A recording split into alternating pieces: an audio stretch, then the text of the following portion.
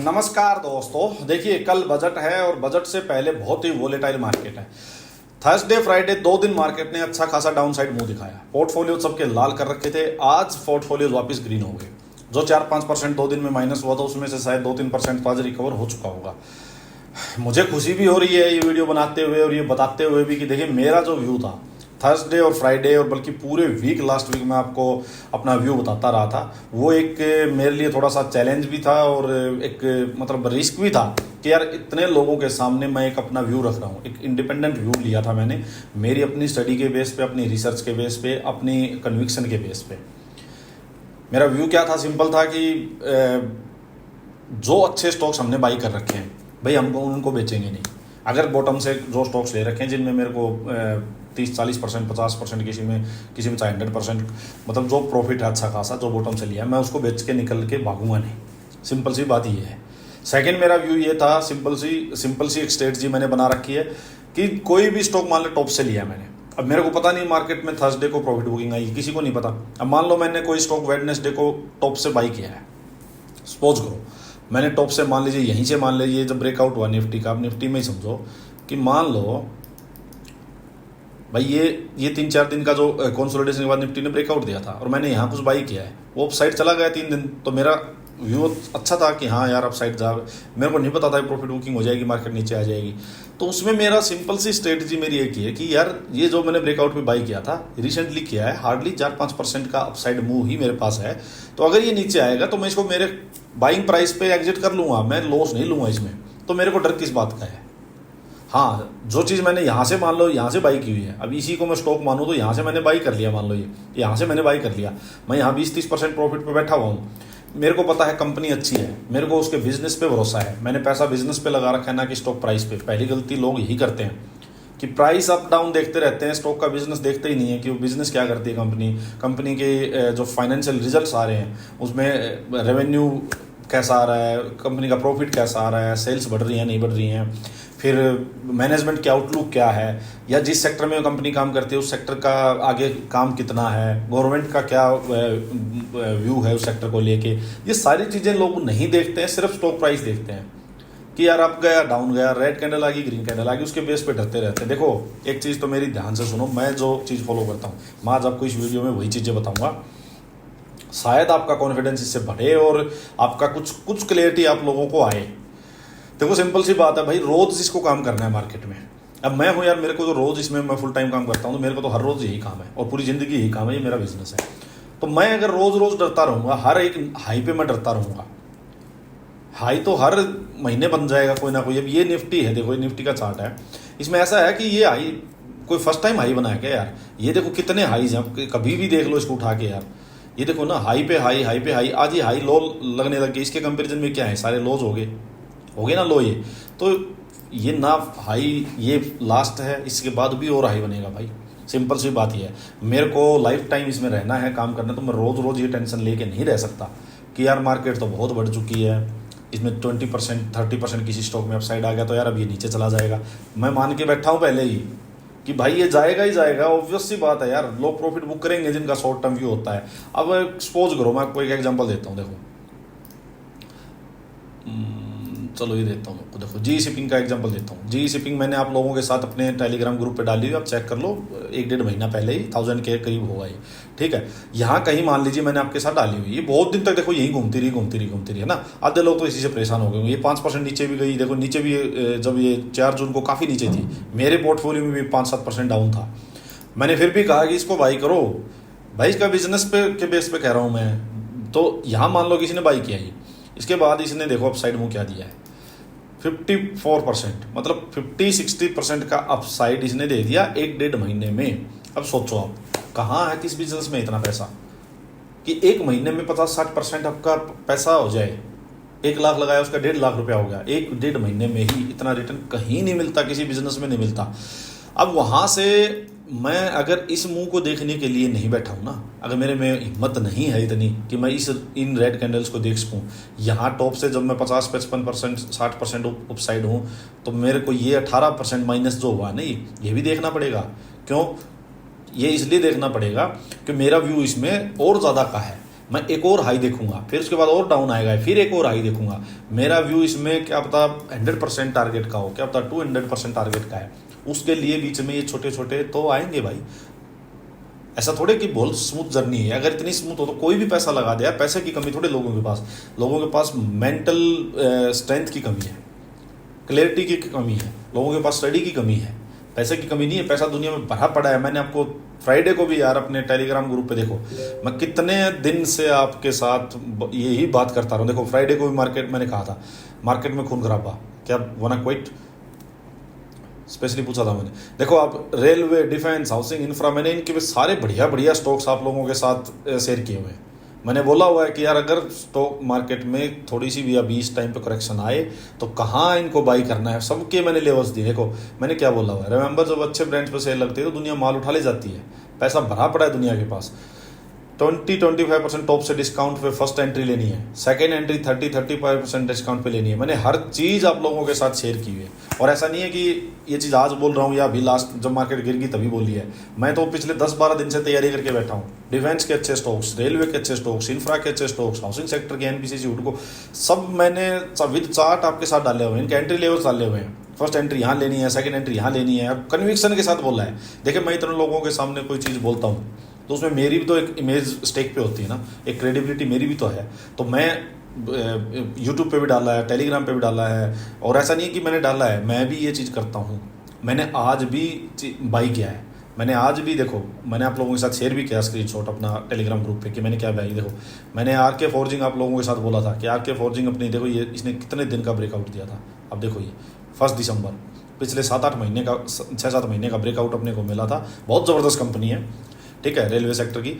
और ये देखो मैंने ये यहाँ पे अपने को एंट्री दी गई है। अब मेरे को अच्छी कंपनी थी, ठीक है, ये उस टाइम एंट्री नहीं मिली है, निकल गई। अब ये देखो 15% माइनस डिस्काउंट पे थी। अब मैंने आज इसमें यहाँ पे एंट्री ली है क्योंकि मेरा ध्यान था इसमें, मैंने इसमें अलर्ट लगा रखा था। आप देखो शिपिंग कॉर्पोरेशन ऑफ इंडिया, ये मैंने आप लोगों से यहाँ 350 के अराउंड मैंने बोला था। 350 से ये देखो कितना ज़बरदस्त, इसने 50% के करीब अप मुँह तो इसने 2-3 दिन में दे दिया था। ये देखो 50% अप मुँह दे दिया था। अब मैंने कहा था कि जब आए 290 या 300 के आसपास तो इसको बाई करना है, तो मैंने आज किया। तो ऐसा नहीं है मैं सिर्फ आपको बोलता हूँ, मैं भी यही चीज़ फॉलो करता हूँ भाई। मेरा यही है। मैं थोड़ा, देखो 2 टाइप के लोग होते हैं। एक होते हैं कि थोड़ा सा हल्का सा रिस्की, बट रिस्की कैसे, जैसे मैं रिस्क लेता हूँ बट वो कैलकुलेटेड होता है, उसके पीछे एक स्टडी है, उसके पीछे एक रिसर्च होती है। कई लोग ऐसे हैं स्टडी रिसर्च होके भी फिर भी डरते हैं कि उनको बिल्कुल सेफ्टी चाहिए, बिल्कुल सेफ्टी। वो चीज़ तो है ही नहीं यार। ये तो गेम ऑफ प्रोबेबिलिटी है स्टॉक मार्केट। तो मुझे नहीं पता कि यहाँ रुकेगा, हो सकता है ये कल सुबह -10% और खुल जाए, बट मेरे को ये पता है कि कंपनी बढ़िया है।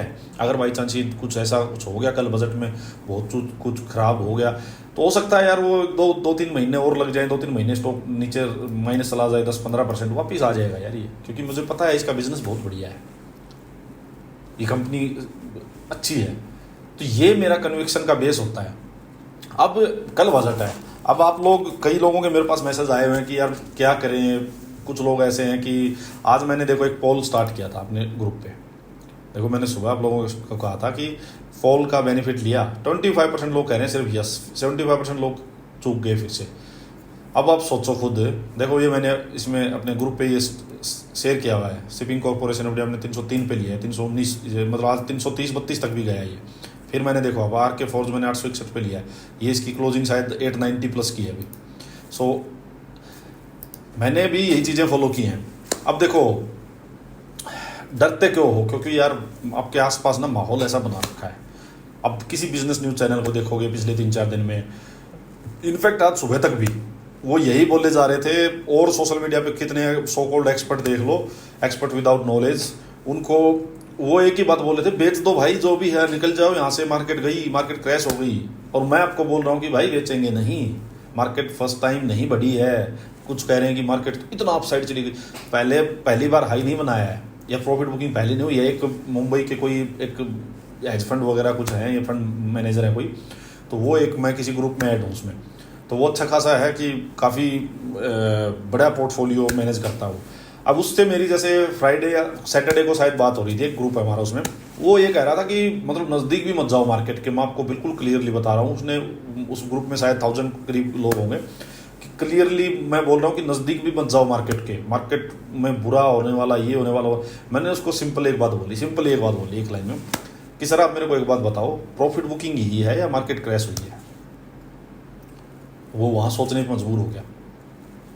क्यों? अगर वो प्रॉफिट बुकिंग बोलेगा तो फिर वो फंस गया कि लोग कहेंगे यार फिर क्या दिक्कत है, प्रॉफिट बुकिंग तो होती रहती है। हाँ, क्रैश कभी कभी होता है, जैसे कोविड में हुआ था, या भाई रशिया यूक्रेन वॉर हुआ था जहाँ इंडेक्स ही 20-30% गिर जाए। ये इंडेक्स ही यार एक दिन गिरा है यार, निफ्टी। ये देखो यार, निफ्टी है ये, पता नहीं यार कहाँ। ये देखो निफ्टी, एक फ्राइडे को निफ्टी में एक दिन 1-1.5% का माइनस हुआ था। ये बस ये यहाँ से जो 17-18% अपसाइड गया वो नहीं देखा, सिर्फ एक दिन की रेड कैंडल देखी, उसके बेस पे की गई मार्केट। वो बोला कि हाँ ये बात तो है तो प्रॉफिट बुकिंग। तो मैं कहा पहली बार आई है प्रॉफिट बुकिंग? बोला नहीं, पहली बार भी नहीं आई। बोला हाँ मैं तो वो कह ही रहा हूँ कि जिसका व्यू शॉर्ट टर्म है उसके लिए कह रहा हूँ। तो ये सिंपल सी बात है भाई, इसके लिए मैंने आपको स्ट्रेटजी बताई हुई है। डरना क्या है यार, स्ट्रेटजी सिंपल है कि जो बॉटम से चीज़ ली हुई है उसको नहीं बेचेंगे यार। हो सकता है ये 10% 5% और नीचे आ जाए, कोई बात नहीं है। मेरा 50% जिसमें प्रॉफिट है वहाँ से मैं 25-30% माइनस आ जाऊँगा, कोई बात नहीं है। लेकिन जिस चीज़ को मैंने टॉप से बाई किया है, मान लो मैंने यहीं से टॉप से बाई किया है और 4-5% ही मैं अपसाइड बैठा हूँ उसमें बस, वो अगर मेरे बाइंग प्राइस से नीचे आएगी तो बाइंग प्राइस पे उसको एग्जिट कर दूंगा। फिर जब बॉटम में मार्केट वापस यहाँ से 10% 15% जो करेक्शन आना वो आ जाएगा, तो यही जो अच्छे स्टॉक जो 15-20% नीचे और आ जाएंगे मैं वहाँ फिर से बाई कर लूँगा। बस मेरा सिंपल है। उससे मेरे क्या होगा, मेरे पास थोड़ा कैश भी आ जाएगा। बट मैं पूरा पोर्टफोलियो कभी एग्जिट नहीं करूँगा अपना। पूरा पोर्टफोलियो एग्जिट करने का क्या मतलब है यार? किसको पता है कितना करेक्शन है, क्या है। आज मार्केट में अच्छा खासा अपसाइड मूव आया है, हो सकता है कल बजट बहुत बढ़िया आ जाए और यही स्टॉक कल 10-15-20% और अपसाइड चले जाएं, तो वो क्या फिर ये बैठे रह जाएंगे नेगेटिव बात करने वाले। हमारे पीछे हमारे लॉजिक है, उनकी बात के पीछे लॉजिक यही है, सिंपल।